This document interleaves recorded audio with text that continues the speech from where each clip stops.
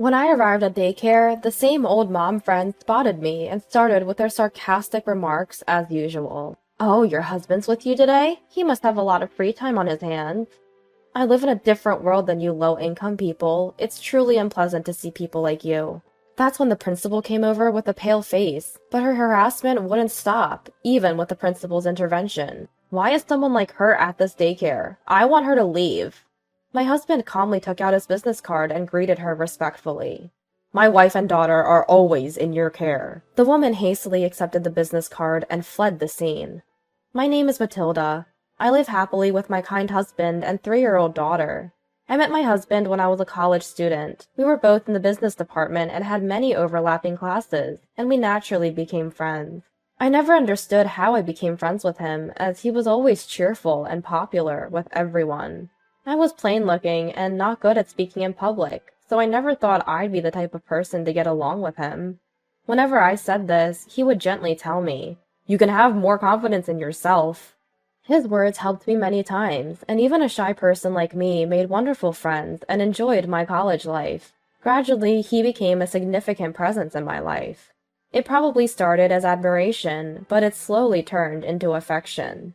Unbelievably, he had feelings for me too. We began dating in our sophomore year and started living together 3 years into our working lives. From that time, I began to feel, I want to be with this person forever.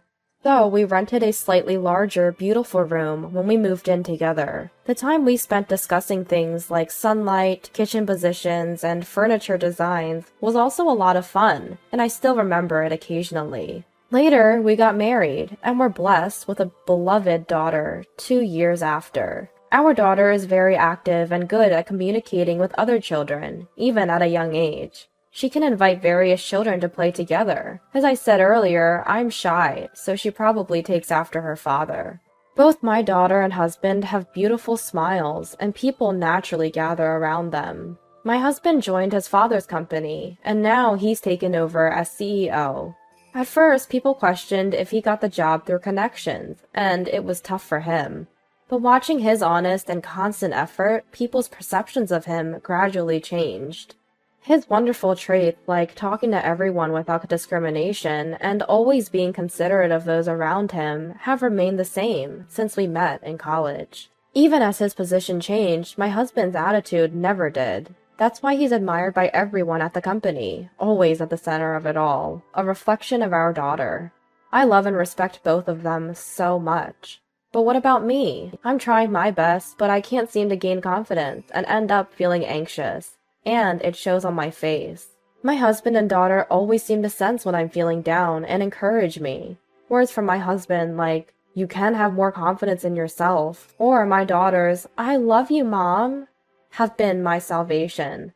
When my daughter started going to daycare, the mothers living nearby, who had children of the same age, taught me various things. Thanks to them, even shy me was blessed with mom friends at daycare. We've been living in the same place since we moved in together, but one day, because of my husband's situation, we had to move, and our daughter had to go to a new daycare. It's sad to leave this town where we have so many good friends, but it can't be helped. We were determined to do our best in the new place as a family of 3. And I was a bit worried if my daughter, who had to suddenly change daycares, would fit in well.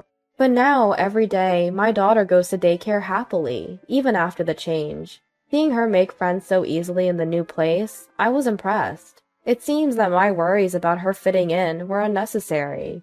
On the other hand, I was struggling to make mom friends at the new daycare. It seemed like I was the one who should have been worried. I was almost in despair at the towering wall before me, wondering if building relationships from scratch in an unknown place could be this hard. That's when Claire came to my rescue. Claire's daughter was the same age as mine, and they were in the same group.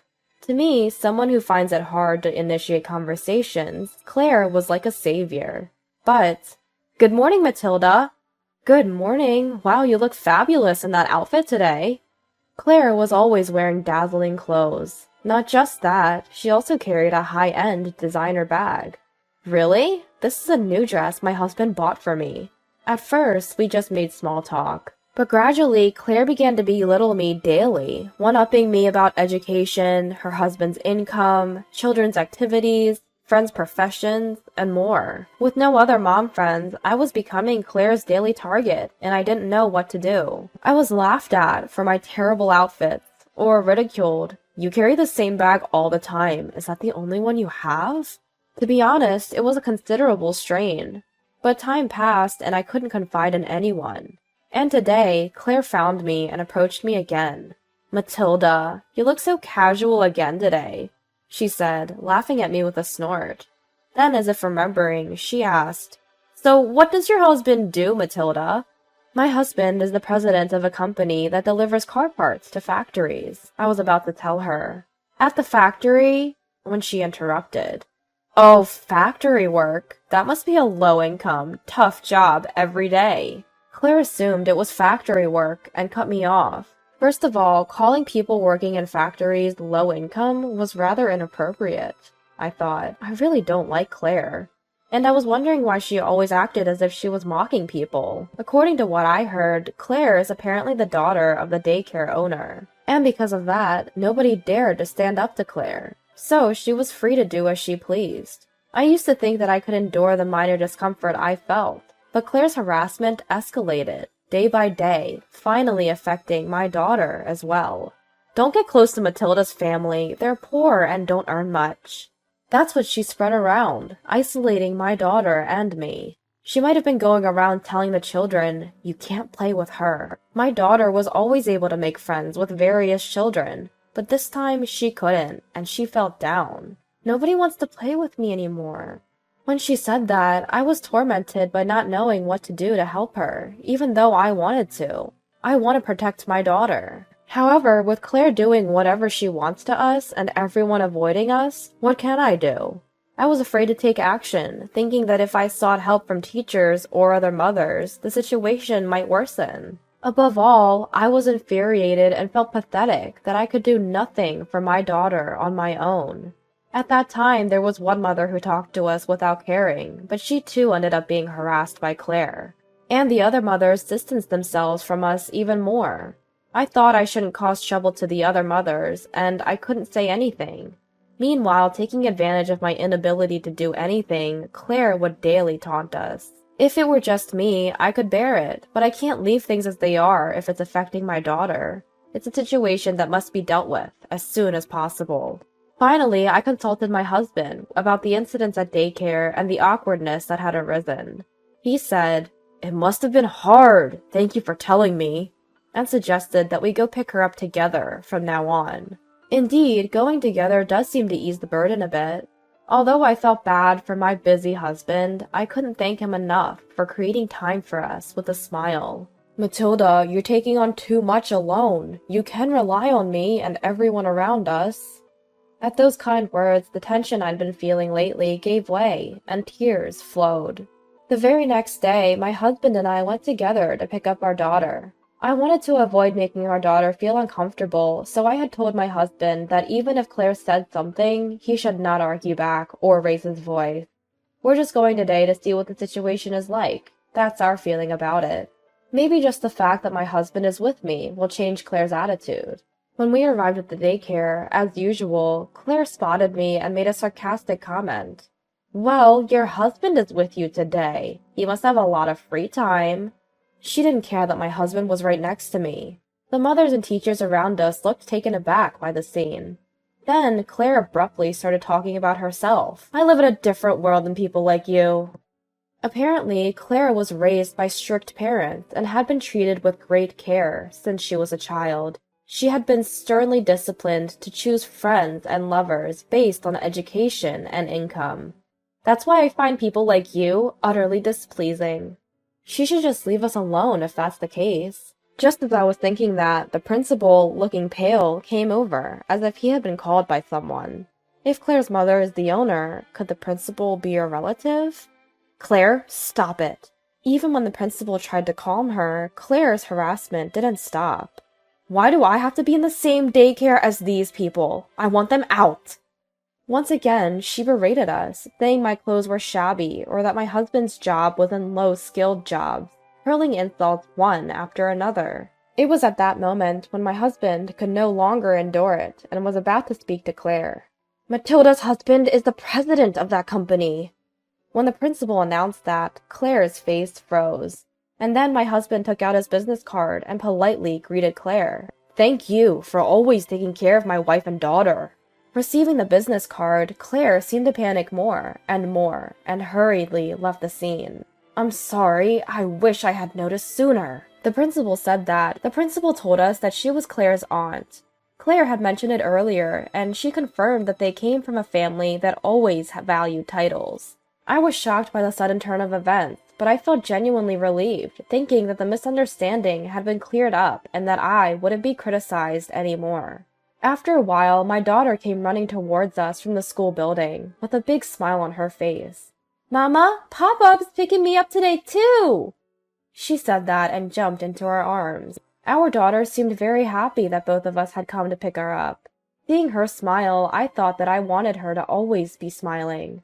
I wonder if we can get along well with everyone from now on. I wish I had talked to my husband sooner, I think now. And then the three of us held hands and went home. She used to tell me what happened at daycare on the way home, but she hasn't talked much about it lately. When we got home, our daughter said softly, I wonder if my friends will play with me again if I call them. Hugging her after hearing that, I apologized. I'm sorry I made you feel sad. I feel worthless that I couldn't do anything for her sooner. Don't hesitate to tell me if you need help, my husband said, as if he knew what I was feeling. I thought about how much I was being supported by the two of them, and I cried. Since then, Claire hasn't been as assertive as before, and we've been living a peaceful daily life. Since that day, Claire seems to have been looked at coldly by those around her, and she appears uncomfortable. Matilda, good morning. Good morning. Since the harassment stopped, more mothers have been talking to me, and now I have made a lot of mom friends. I have been longing for these days, but I still want to get along with everyone. I mustered up the courage to talk to Claire. Claire, good morning. At this, Claire's eyes widened in surprise for a moment before she replied in a small voice. Good morning. There was a reason I wanted to talk to her this way. I heard from the teacher that my daughter and Claire's daughter often play together. Indeed, when my daughter comes home, she often tells me about playing and talking with her. And just the other day, she was invited to play at her house. I've heard that your daughter has been kind to mine. Thank you. Saying this, Claire looked down a little. May we come to your house to play sometime? I asked hesitantly, wondering if we might be refused. Then Claire slowly raised her face and said, My daughter invited you, so we are looking forward to it. And she smiled a little. I'm sorry for all the terrible things I've said before. I was very happy that Claire apologized and gladly accepted my daughter's invitation to play. With the help of our daughters, I was able to resolve the hard feelings with Claire. Since coming to the new daycare, I had been constantly troubled, but now my daughter and I are enjoying ourselves. Since that day, my husband has been picking up our daughter every day, except when he really can't. And she is delighted with that. On the way home, our daughter cheerfully tells us about her day, and we walk slowly while discussing things like, what would you like for dinner tonight? I want these days to continue forever. Thinking this, the three of us walk home, happily holding hands.